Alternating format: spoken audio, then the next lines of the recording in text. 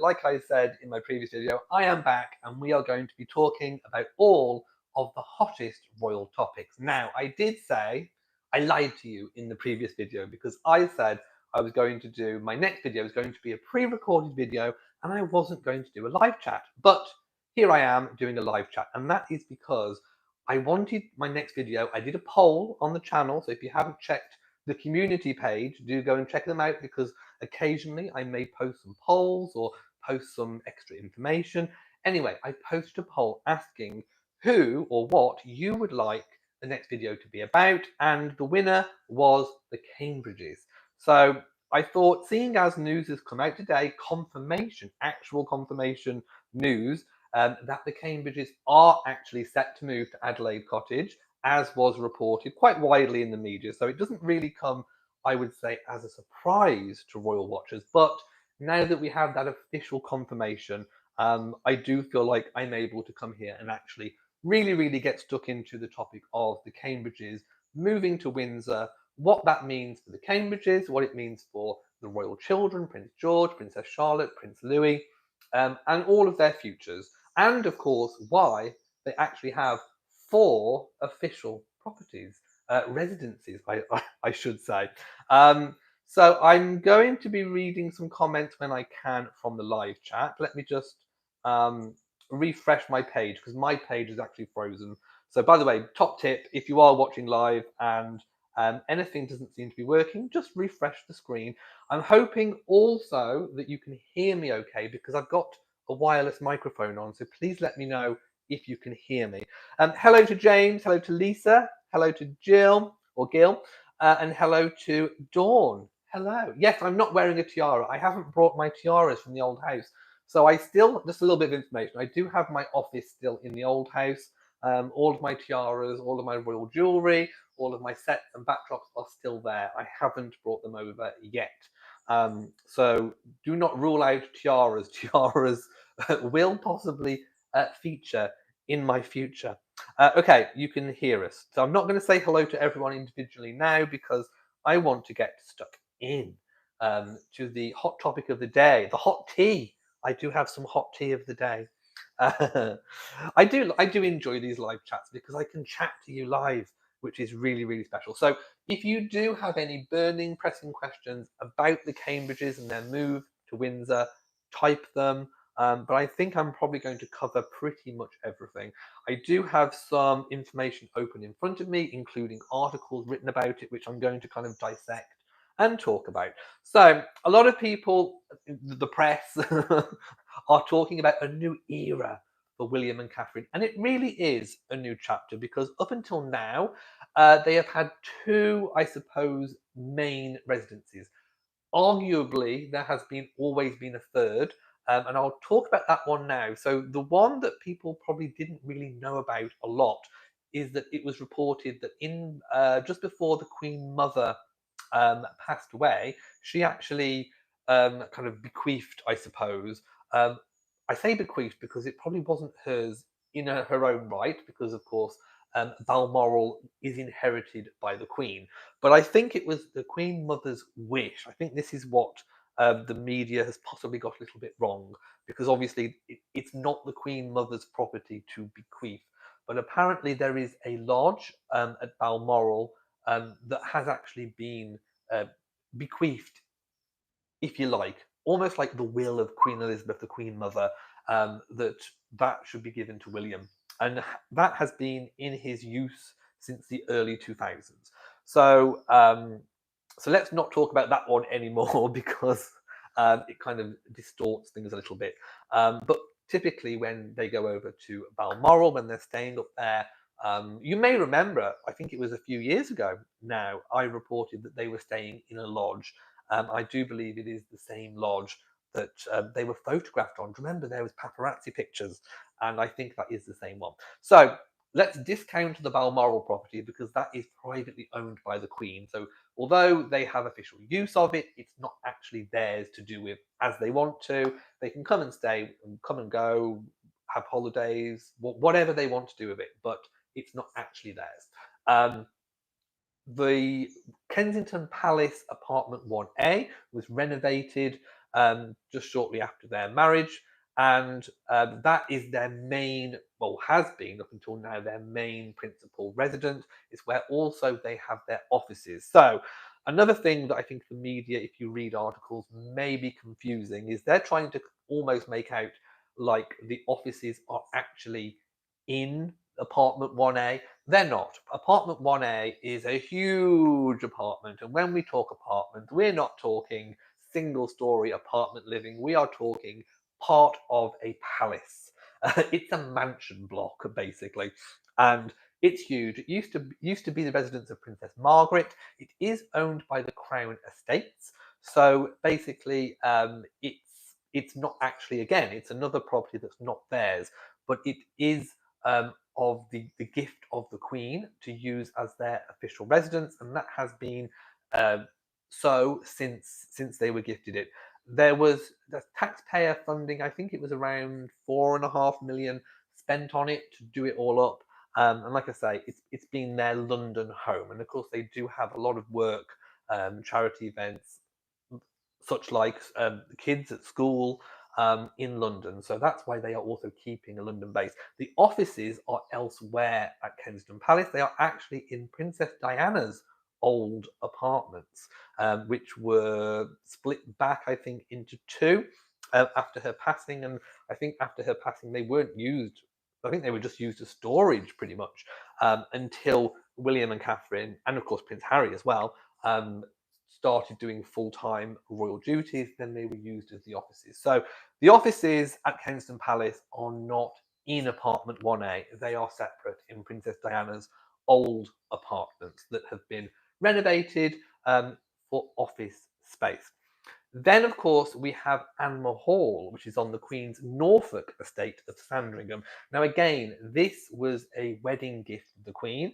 So I'm not entirely, I think when we say talk about wedding gifts, there was again, there was so much confusion when Prince Harry and Meghan were kind of gifted by the Queen as a wedding present Frogmore Cottage. Of course, it's not an actual gift. It doesn't belong to them. It's the gift of use of the property. So don't be confused. A royal gift, is not exactly the same as a typical normal gift. But they actually spent their own money doing up Anmer Hall. So again, millions of pounds of their own money. That is their own country residence, their Bolt Hole. It's got tennis courts. They had a new orangery built. If you look on Google Maps, you can see that they've got extensive gardens, swimming pool. It looks incredible. So I can understand entirely why they are keeping that as their own private residence. So arguably, I suppose Anmer Hall is the closest property you could possibly, William and Catherine have got to actually their own property, basically. Now, having use of 3 properties, people are thinking, why on earth do they need a 4th property? And I think it's because everything is shifting. As we know, as we've seen, sadly over the past kind of year and a half, the Queen's health, her mind is still there. I've spoken about this at length in the previous video. The Queen's mind is still as sharp as ever, but the body of a 96-year-old, things are catching up. She is having these episodic bouts of mobility issues. So the Queen is passing on more and more and more duties to the remaining working royals. And we are down a few working royals. We're down Harry and Meghan. We're down Prince Andrew. I'm not going to get into those right now. I will save those for another day. But the royal family is beginning to be smaller. I mean, if it is true that Prince Charles wanted a more slimmed down monarchy, he's got his wish without really having to trim any fat himself. If you want to say there has been, some natural wastage within the royal family over the past couple of years. Like I say, I will get into those matters another day. But the workload of the Queen is being spread out more, being passed down most definitely to Charles and Camilla, who once, things open up even more so with travel, they will be taking on even more royal tours on behalf of the British government. So a lot of those duties will be passed on to Charles. I think Charles will be taking on a lot more of the Commonwealth duties. Of course, he has been approved by the nations of the Commonwealth to be the next head of the Commonwealth upon the Queen's passing. So Charles and Camilla are incredibly busy, plus all the things that he normally does with the Prince's Trust, all of his charitable organisations. Camilla is most definitely stepping up, coming into the limelight even more. The Queen confirmed that it is her wish that Camilla becomes the next Queen Consort. So that issue has most definitely been settled. And I haven't heard any rumbles of backlash against that. So that most definitely will be going ahead when the time comes. And of course, things are filtering down to the Wessexes. Princess Anne, I think, is already at capacity anyway. I mean, could the really busy Princess Anne take on any more royal duties anyway? I don't think so. And William and Catherine are most definitely stepping up. And I think this move to Adelaide Cottage is to be closer to the Queen. Um, I mean, London isn't a million miles away. You can get there by police escort, probably, 35 minutes. But I think they want to have a more normal, relaxed life away from the goldfish bowl of Kensington Palace in a more private setting, closer to the Queen. William, I imagine, although every monarch wants to do things their own way, I imagine there are still things that he wants to learn from Her Majesty the Queen. So being closer, being able to, visit even more easily, readily accessible at the weekends, in school holidays, really will be, I think, a bonus for the Cambridges. So I think that is, I mean, it's being, I'm just reading now, it's being said that the move to Adelaide Cottage and also to downsize is to put the children at the heart of every decision. We talk about a downsize, and of course, this isn't a typical downsize. They are not moving into a two-bedroom, two up, two down, terraced house. They are moving to a. It was built as Queen Adelaide's retreat, so we're talking a big country pile built in the middle of Windsor Great Park, and actually only really probably you know 7, 8, 9 minutes away from the actual main Windsor Castle itself. It's even closer to the Queen than, for example, Frogmore or Royal Lodge, or or most definitely where the Wessexes are at Bagshot. Also, the move is closer to Kate's parents, the Middletons in Bucklebury. I think it's about 45 minutes away drive, so it's a lot closer for the Middletons. The Queen will be getting a lot more support. Um, so yeah, I'm going to go, and before I move on and answer any questions that there might be, and then of course I will move on even more. Thank you for all the people saying that you've missed me and that you're happy I'm back. Thank you, thank you, thank you. Dawn says, is Balmoral not personally owned by the Queen? Yes, Balmoral is, which is what I'm saying. It wasn't in the Queen Mother's gift to give anything from Balmoral, but it may have been her wish. So the Queen Mother may have said to the Queen something along the lines of, hey, when I'm gone, could perhaps you consider giving William this lodge?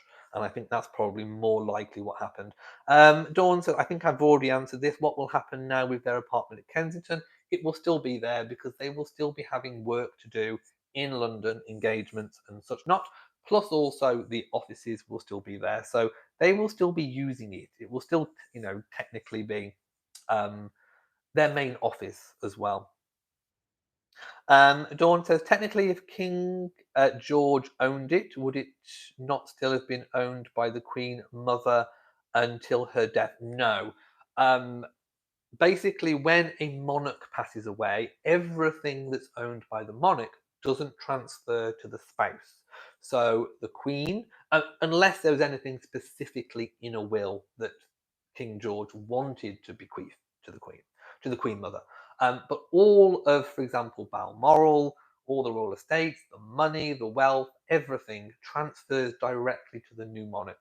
So upon his death, everything would have gone to Queen Elizabeth, our current Queen Elizabeth, and everything would have just transferred. So no, technically, doesn't follow the typical pattern of that the spouse inherits. Lauren says, do we think some other royals will move into Kensington, or will they keep as a second home? Well, I know that the big apartment next to apartment 1A, that I think was formerly occupied by the Gloucesters have moved out to a smaller residence at Kensington Palace, and that was the apartment that was supposed to have been on offer for Harry and Meghan, but Harry and Meghan said they only wanted one property, and that they wanted that to be Frogmore Cottage. So I don't actually know at the moment who is in the Gloucester's old apartment. It would be interesting to find out.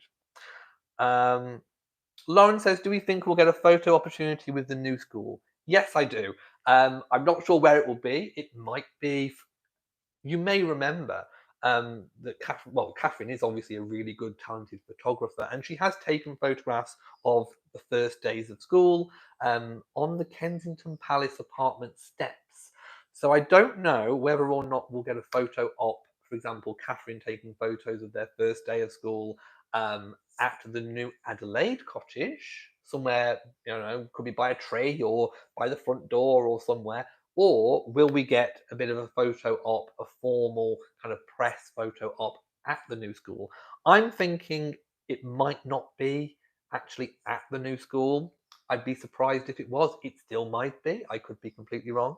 But I'm thinking what's more likely is that we'll get a photo op taken by Catherine. So photographs that they have wanted to release of the kids, perhaps in their new uniforms, in the grounds of Adelaide Cottage. And I should also say that the move is due to take place sometime this week, or rather before the new term starts. So within the next 2 weeks, hopefully that move will have happened. And like I say, Adelaide Cottage will be their principal residence.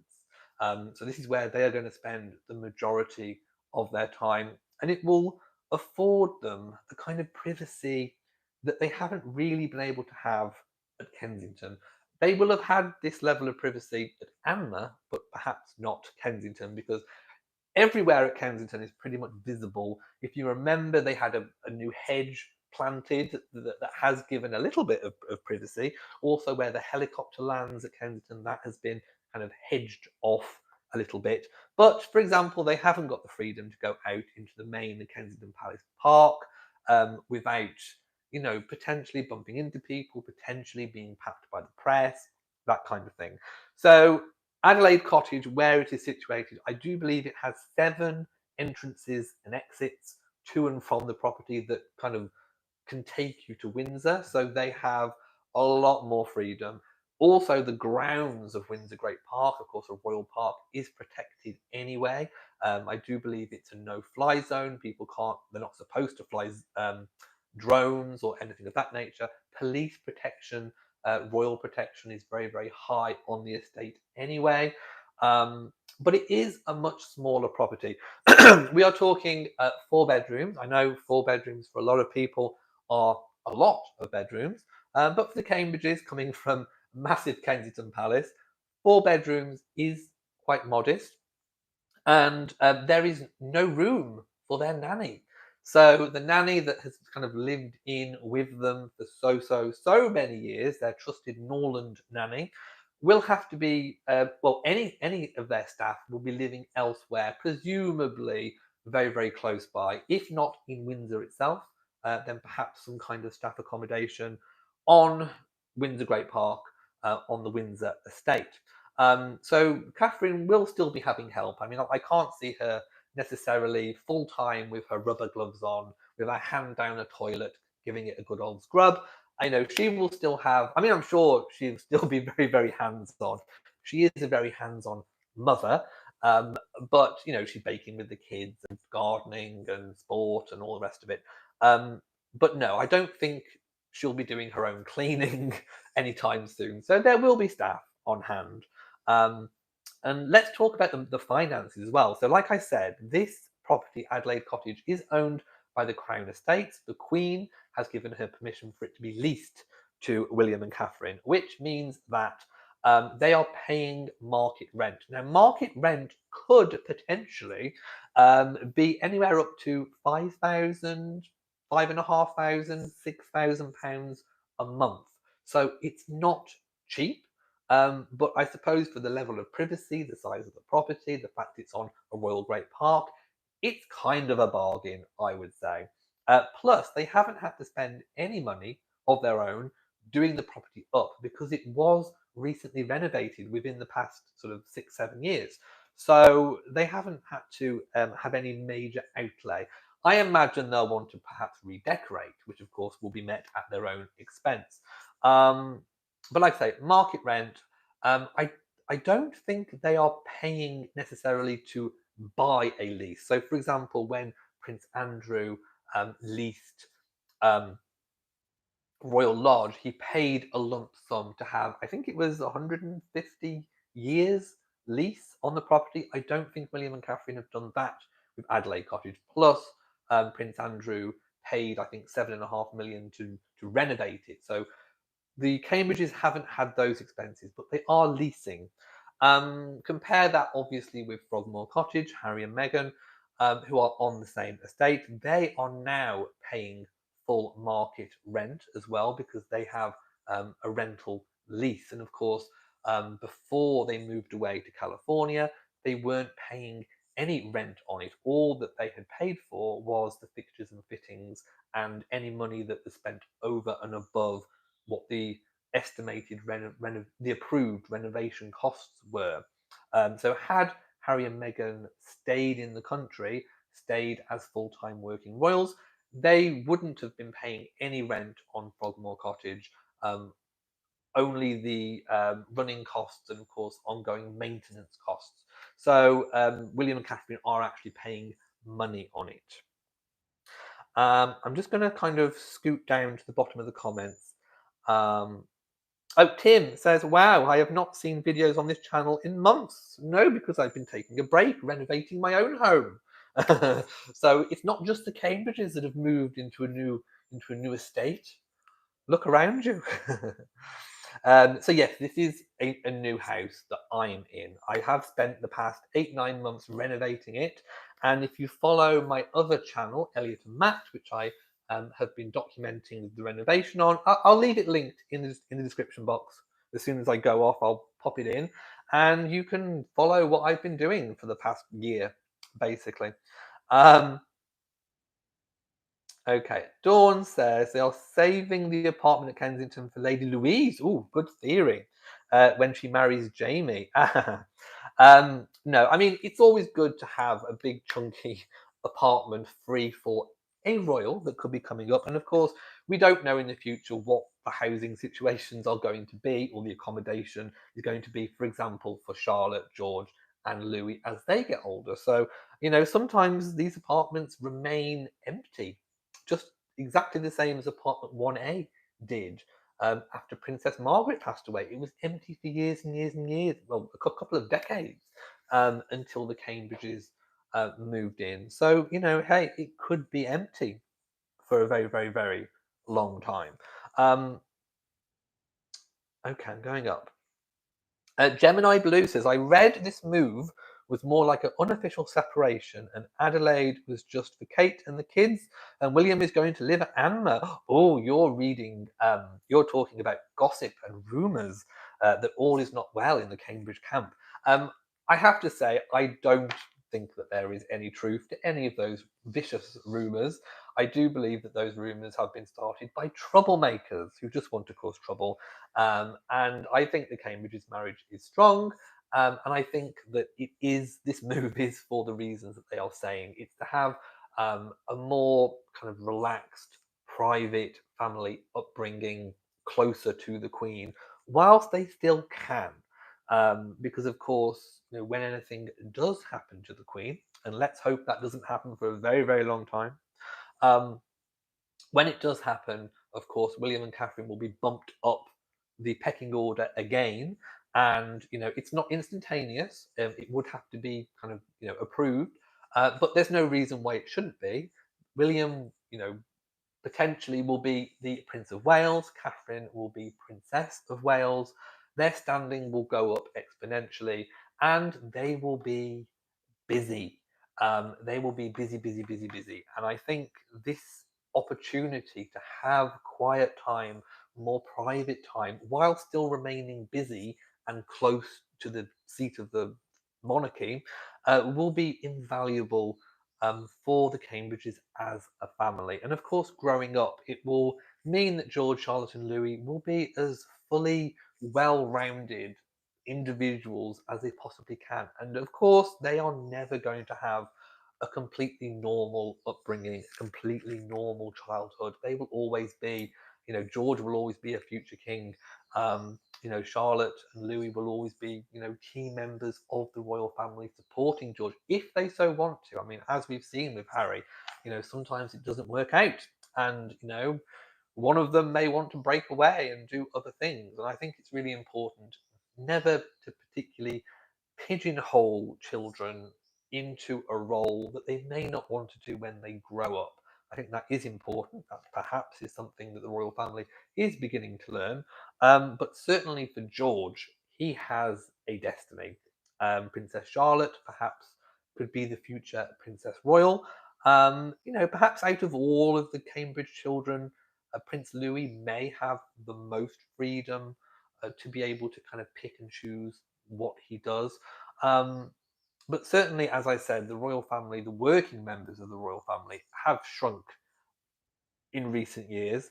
And of course, there is talk of the rise and rise, the rise and rise and rise of Lady Louise Windsor, of course, who is technically a princess in her own right. She just hasn't chosen yet to take up that mantle. She has taken on a job in a garden centre that has had much media speculation, which I think is amazing. In fact, I may do a separate chat completely on the Wessexes and Lady Louise. Let's save that for a moment. But I am really enjoying the coverage of Lady Louise. I think she's really stepping up. And of course, we do have the York princesses, Beatrice and Eugenie, who I still think to this day, would make amazing working royals. They very rarely, if ever, have put a foot wrong. And I think they are great assets to the monarchy, great assets to the country as a whole. I'm just going up again. Gemini Blue says, people thinking the Queen is on her deathbed, but I could easily see her living another 5-10 years. Yes, the Queen Mother lived to 101. And if you compare the health of the Queen compared to the health of the Queen Mother at the same age, there's not much in it. I mean, the Queen is still, has been horse riding. I mean, there was a report that she was well enough to get back in the saddle. I don't know if she's still back in the saddle, but there is the chance, a very, very good chance, that the Queen could outlive her mother. Who knows? I would not like to speculate. Um, let's go down again. Rachel, thank you so much, who says, I'm so happy to see you back reporting on the Royals. Susan says, do you think William and Catherine will eventually reside at Windsor Castle rather than Charles and Camilla? I've read reports today that that is not on the cards yet. I mean, of course, things change. Things change in the royal world as situations change, as things evolve. So never say never. And of course, when William is king, he will have full use of the royal apartments at Windsor Castle. So at some point in the future, I think they will be at least using Windsor. But in terms of now, at this moment, no, I don't think so. I think William and Catherine are very conscious of the fact that there is a cost of living crisis going on in the UK and more widely around the world as well. And I think they are conscious of the fact that they are taking on another property at this time when that could be seen by some as being excessive. Um, but I think what they've done is try to balance the need that they have as an individual family unit against any possible backlash against their move of doing so at this time. So I think it's a really well thought through decision for them. It's obviously the right move for them. They haven't gone into a huge property that they could have done. The actual Frogmore house, not the cottage, not to be confused with Harry and Meghan's Frogmore cottage, but the nearby Frogmore house is much larger. That is typically used for royal functions.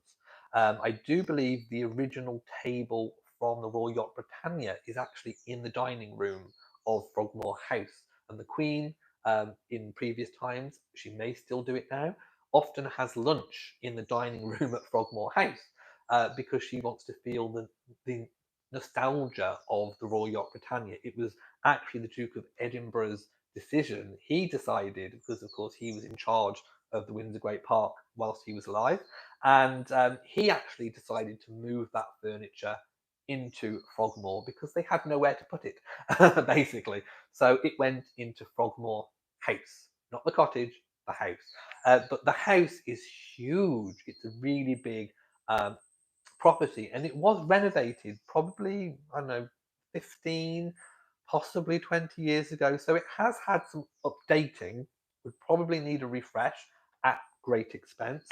And it's also, I think, it gives off more of a kind of museum type of vibes. So when William and Catherine were probably looking at it or considering it, perhaps it just felt too big, too expensive, too grand, and perhaps just didn't have the right vibe that Adelaide Cottage has. Um, Plus, they were said to be looking at Fort Belvedere, which again is another kind of huge property, but that is already under a long lease. So to take on Fort Belvedere, they would have had to have had the permission of the current occupants of that, who have spent themselves a fortune doing it up, and perhaps they would have had to have compensated the current occupants financially to kind of buy them out of the lease, plus to compensate for the expenses that they've had doing it up. So I think again, Fort Belvedere, perhaps too big, too complicated, too expensive. So they haven't gone for a humongous property. They've gone for something that, on a royal level, is modest by everyone else's standards. It's probably not so modest. You know, this is the sort of house that people would aspire to own, you know, if they win the lottery or something of that nature. But on a royal level, this is modest. And I think they've weighed up completely all of the options. Right, I'm going to scoot down to the bottom. Gemini Blue says, I think the media speculation about Lady Louise, I should say. I want to call her Princess Louise because I really wish that she would take up that mantle. But anyway, that's just a personal wish. But Lady Louise and the York sisters is just that, media speculation, because Charles said he wanted a slimmed down monarchy. I've always said on a personal level that there's only so much you can slim down to without having to compromise on the amount of royal work that is carried out. So obviously, the less working royals that you have, the cheaper it is, the more cost effective it is. But you have to balance that and weigh that up against workload. There's only so much the working royals can do. If you slim it down too much, then other things will have to lose out or won't have that royal association that they otherwise would have, or perhaps, you know, won't have the time and attention that they could have if everything is kind of you know, congregated together a bit too much, kind of squished, if you like. So I do think Charles is going to have to balance that up. There's a line. I think there's a line of how small the monarchy can be before it impacts on the level of service that the monarchy is able to give out. So that's just something to bear in mind, and I'm sure Prince Charles has borne that in mind. Hello to everyone who is watching and has just joined in. Right, so I think what we should do now, I'm going to kind of scoot down some of my notes and talk about the actual.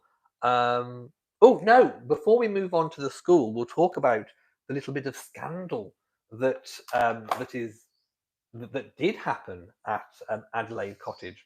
So Adelaide Cottage, there's not much information on the internet about it. There are a few photos. In fact, I probably should pull you up a photo, shouldn't I? So this is a photo of Adelaide Cottage, as you can see. It's a nice kind of pretty stucco building. Um, Very beautiful. It looks to me like it's in the colour of a kind of pale pink. It's got kind of white frilly trims on. It's got um, lots of chimneys, so I imagine lots of fireplaces. And there is also an old painting of it as well. So this painting is from 1839. It's part of the Royal Collection Trust. I'm hoping you can see that. So that's a really old painting of what it would have looked like originally. It's not too different to how it is now. So I think any work that's been done on the cottage has been very sympathetic, I think. Right, back to royal scandals. I know you want to hear the royal scandal. So it was once home to Princess Margaret's lover, Peter Townsend. Now, of course, Peter Townsend was the man that Princess Margaret was not allowed to marry, who lived in the Grace and Favour property. So it has been what they call a grace and favour property, which means staff or members of the royal family can use it kind of almost free of charge, in exchange for either being a staff member, carrying out work, carrying out duty, or being a royal. So in the 1940s, with his first wife, Rosemary, to be on hand for the king in his role as equerry.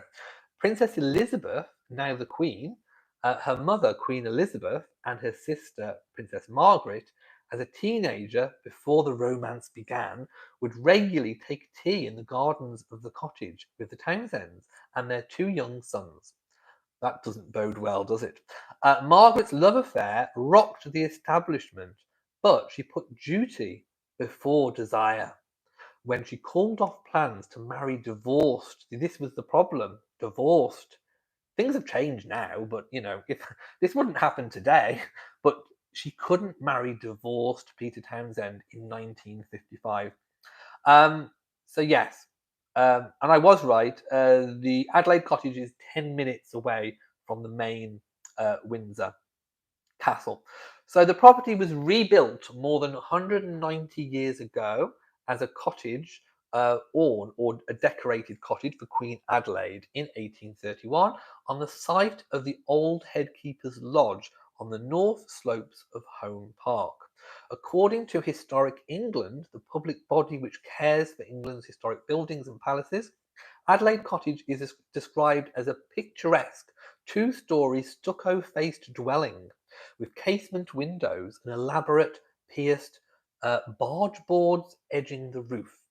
That's, to you and me, I imagine, is the white bits that you can see. The principal bedroom has a coved ceiling decorated with gilded dolphins. Wow.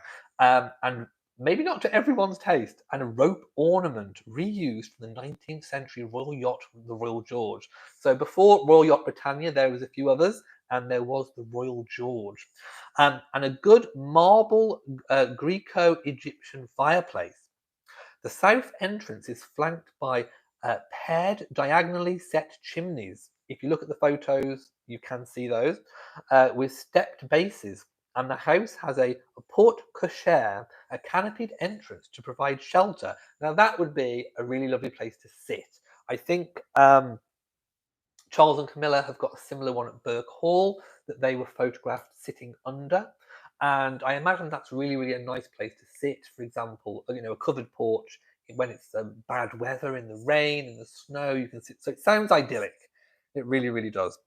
Like I said, there are 4 bedrooms. I'm just grouping down. Yes, now there is also another property. If you look on the aerial bird's eye map, there's another big property, almost the same size, right next door. And I think that is classed as a lodge. And apparently they have issues with the underpinning of the property, so it can't be lived in. So don't be fooled. Don't be thinking that there is an extra property that they've occupied. That's not to say in the future it might not be renovated for their use. They may have it underpinned. But yeah, the property was previously known as Adelaide Lodge, was constructed by Sir Geoffrey Wyatville using materials from John Nash's Royal Lodge, built for the indulgent Prince Regent. Its entrance bears the initials AR, Adelaide Regina, and the date of 1831. It sits next to another property called Adelaide Lodge, which is empty and uninhabitable due to problems with it not being underpinned. So there you go, I was right. Also, Queen Victoria often visited the cottage, so it has quite a lot of royal heritage for breakfast or tea, according to the Royal Collection Trust. Her beloved King Charles Spaniel Dash, whom she would dress in a scarlet jacket and blue trousers, I'd like to have seen that in real, was buried there after his death in 1840. So he is buried, and there is an inscription on his grave which reads, "Here lies Dash, the favourite spaniel of Her Majesty Queen Victoria, in his 10th year." So he was 10 when he passed away. His attachment was without selfishness, his playfulness without malice, his fidelity without deceit. Reader, if you would be believed and die, beloved and die, regretted, profit by the example of Dash. What a lovely inscription for your favourite pet. Other occupants of the house, the most recent occupant was Simon Rhodes, who is the son of the Queen's late first cousin, Margaret Rhodes. You may have remembered that she passed away not so long ago. William and Catherine will also pay their own moving costs. Oh, I've just seen another picture here of Adelaide Cottage, so you can see what I'm talking about, the two chimneys. So if you take a look at that, if you can see, there are two big chimneys. It almost looks a little bit castellated, but it's not. So there are some kind of photos of it out there. Okay, so talking about the Cambridge's new school, let's move on. So scoot down. So it is set in 52 acres of idyllic Berkshire countryside. Now, it is also a boarding school, although the Cambridge children are going to be day attendants, but they do have the flexibility and option to perhaps stay over if they need to. So if, for example, if William and Catherine are away on a royal tour, this school offers the opportunity for them to board, basically, at the drop of a hat. I think you just have to book it in and pay. So it is a private school, and for the first time, all three Cambridge children will be going to the same school. It will save on the school run as well. And I suppose it's quite nice for the Cambridges to have all the children in one place.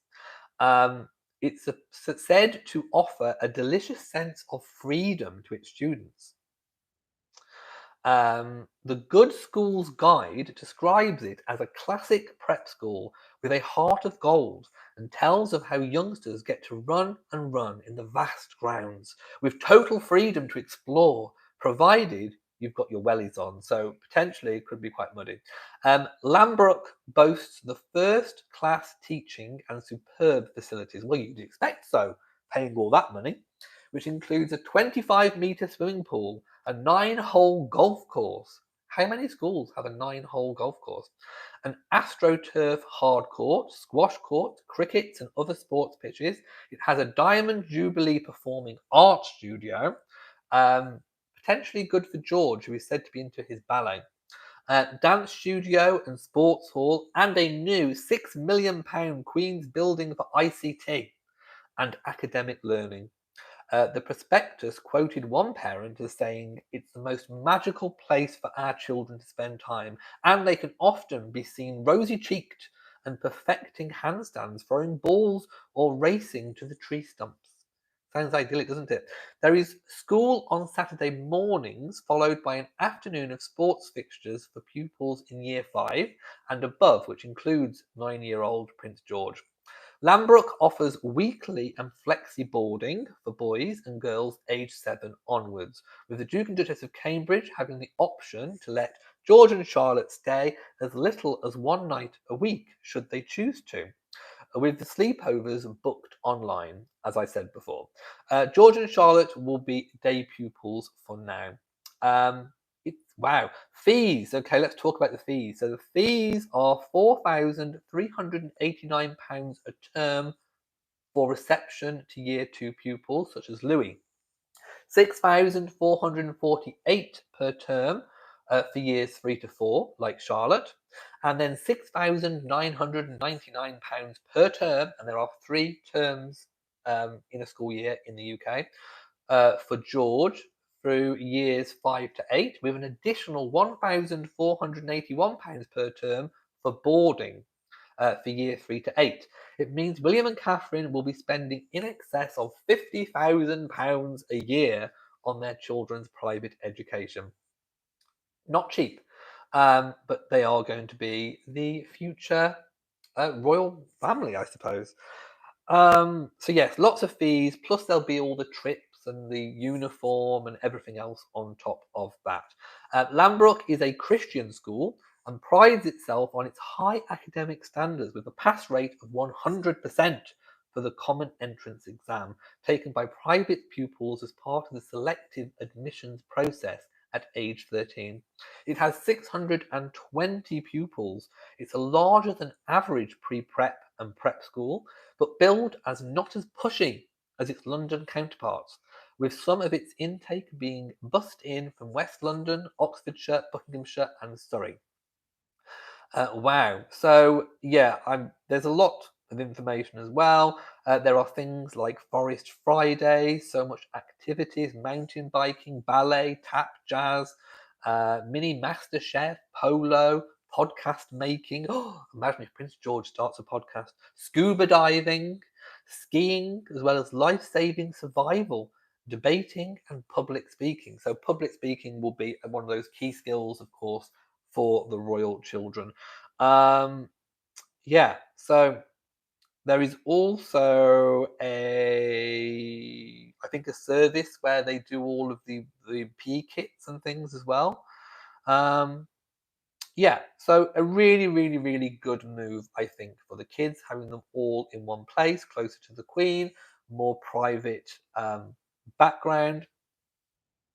And as I've said before, the properties available to the Cambridges, Kensington Palace Apartment 1A, Anmer Hall.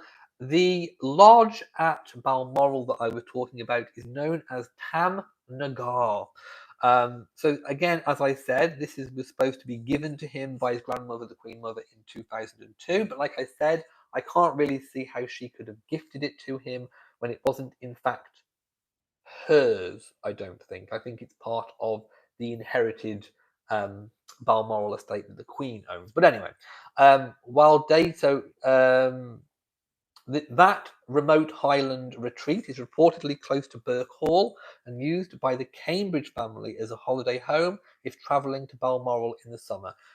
Okay, so Burke Hall was owned, I think, by the Queen Mother.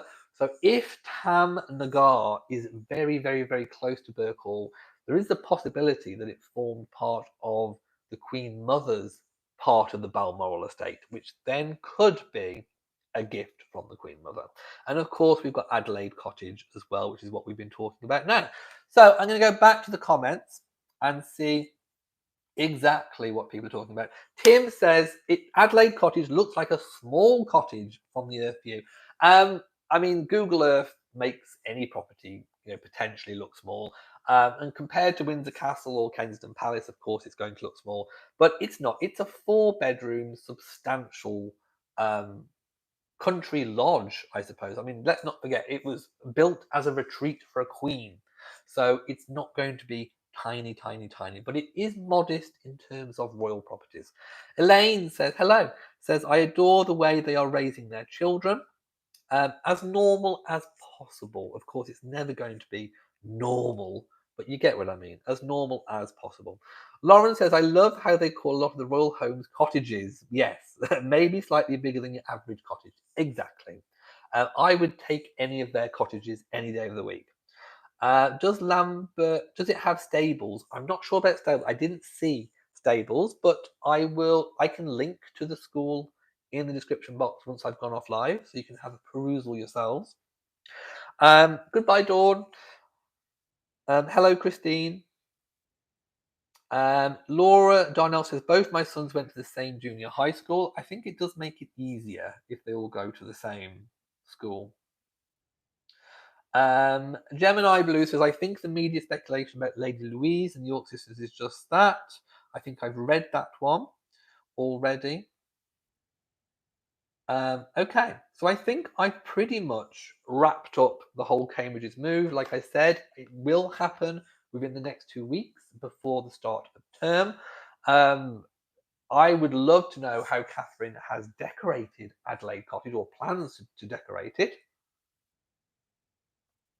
Like I said, it sounds quite fancy inside. So from the descriptions of the fireplaces and some of the architectural features, I don't think you could get away necessarily with well, no, maybe you could. You probably could get away with being quite simple of decor because you could let the features speak for themselves. But it does lend itself quite nicely to the kind of cottage core trend. I can't wait to if we get to see some kind of photograph, maybe one of the children's birthdays. You know, the sort where you get a little bit of a sneak peek into the background of the cottage. So I can't wait for that. I also can't wait. Hopefully, we'll get some kind of first day at school photos from Catherine. I'm thinking my prediction is perhaps somewhere in the grounds of Adelaide Cottage, so maybe we'll get to see a little bit of a backdrop there too.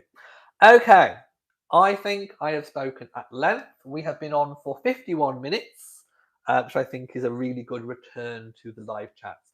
So if you've enjoyed this video, please give it a big old thumbs up. Don't forget to subscribe to the channel and hit that notification bell so that you will know whenever I upload a new video. Also, feel free to leave a comment in the comment section and chat amongst yourselves because I'm sure there are many things that you would like to talk about. I'm not sure what my next either pre-made video will be or my next live chat. So if you do have any suggestions of things, a topic that you would like me to talk about or focus on, I still haven't spoken about Charles and Camilla. I haven't spoken about the Wessexes, including the meteoric media rise of Lady Louise Windsor. So if there are anything that you would particularly like me to cover, leave a comment and I will add it to my list of upcoming chats. So from me, to you all, and goodbye.